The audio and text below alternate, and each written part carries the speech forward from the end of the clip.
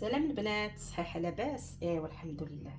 عندي اختي واحد الحوته اليوم فيها واحد الحشوه عجيبه غريبه صراحه. كتجي واعره هاد الحشوه هذه في اي نوع ديال الحوت بغيتو. المهم هكا الحوت كبير، ميرنو كبيره هكايا، الحوت صغير. المهم بهاد الحشوه هذه اللي هي لا موطارد. هنايا عندنا واحد المعلقه كبيره، معلقه صغيره ديال السمن، الملح حسب القياس، شويه سكينجبير، شويه ديال البزار، ثوم بودره، شويه ديال الخرقوم عرق، وشويه الزعفران. الا ما كانش الزعفران ضامه ديال الزعفران باش تعوضوا هاد.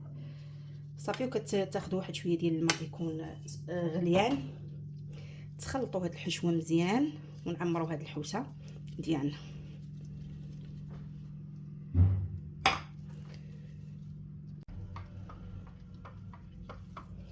المهم نعمروا الحوته ديالنا مزيان كلها، نعمروها من الداخل ومن الخارج ديالها، يعني نشرملوها.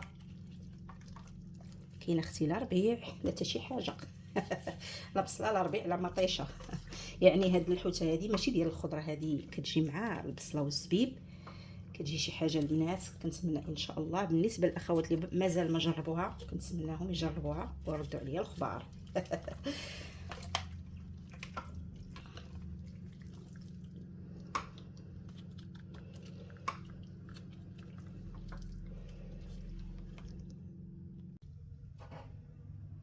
عندي واحد شويه ديال الكروفيت هنا اختياري، هنا غير مول الحوت زادوا لي مع هاد الحوته. المهم انا زدت فيه واحد شويه ديال الشرموله صافي، عمرت به هاد الحوته هادي.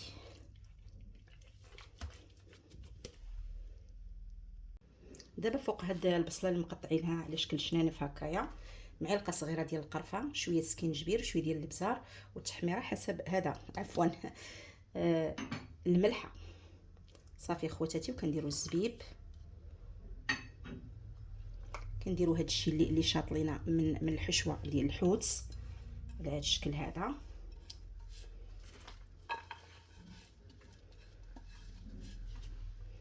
صافي، وكنديروا شويه ديال الزيت هنايا،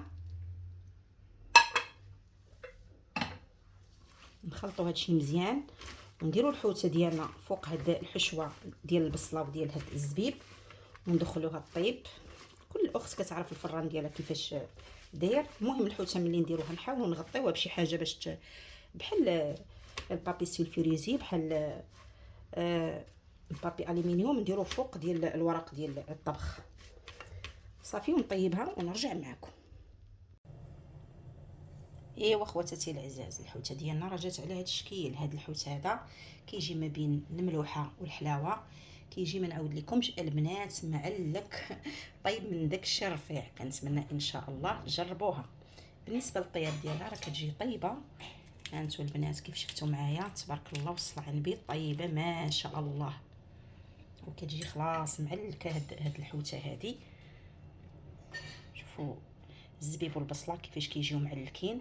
نتمنى ان شاء الله تجربوها البنات وبصحه والسلامه ان شاء الله.